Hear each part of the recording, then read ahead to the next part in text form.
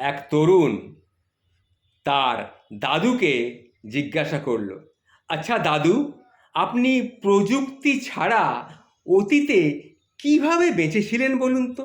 এই ড্রোন ছাড়া, বিটকয়েন ছাড়া, ইন্টারনেট সংযোগ ছাড়া, টিভি ছাড়া, এয়ার কন্ডিশন ছাড়া, মোবাইল ছাড়া, গাড়ি ছাড়া আপনি কি করে বেঁচেছিলেন?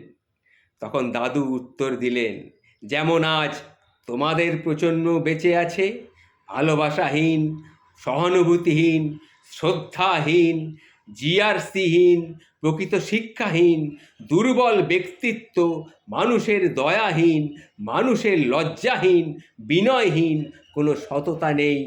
যেভাবে বেঁচে আছো ঠিক আমরাও সেইভাবেই বেঁচে আছিলাম।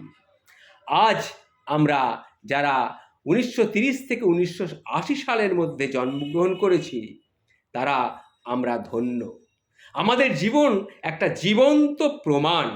খেলার সময় খেলেছি, বাইক চালানোর সময় বাইক চালিয়েছি, আমরা কিন্তু কখনো হেলমেট পরিনি।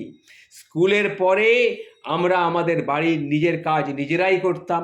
সূর্যাস্ত পর্যন্ত সবসময় তৃণভূমিতে আমরা খেলা করেছি। আমরা প্রকৃত অর্থে বন্ধুদের সঙ্গে খেলেছি, ভার্চুয়াল বন্ধুদের সাথে কিন্তু আমরা খেলিনি।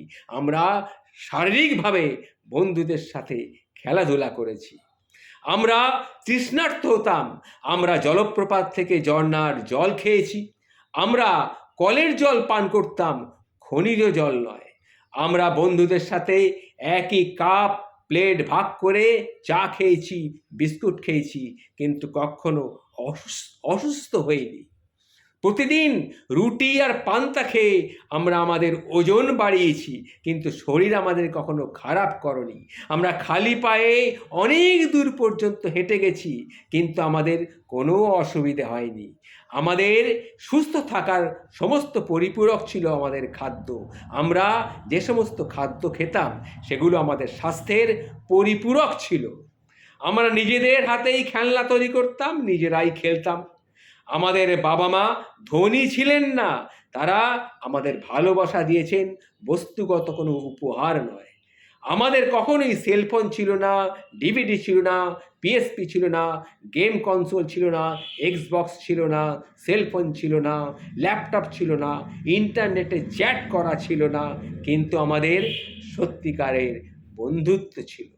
আমরা আমন্ত্রণ ছাড়াই বন্ধুদের সঙ্গে দেখা করেছি, তাদের পরিবারের গিয়ে তাদের সঙ্গে খাবার ভাগ করে খেয়েছি। কোনোদিন কোনো আমাদের অসুবিধে হয়নি। আমাদের কালো সাদা ছবি থাকতে পারে, পুরনো দিনের ছবি দেখবেন আমাদের কালো সাদা ছবি রয়েছে, কিন্তু আপনি ফটোগ্রাফির মধ্যে রঙিন কিছু খুঁজে পেতে চেষ্টা করে দেখবেন, আপনি পেতে পারেন।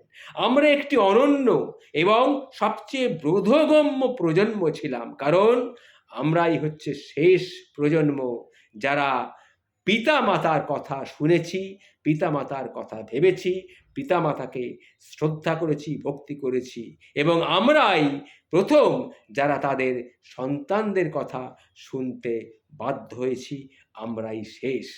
তারপরে তোমাদের প্রজন্ম কি হবে সেটা আর আমরা বলতে পারি না।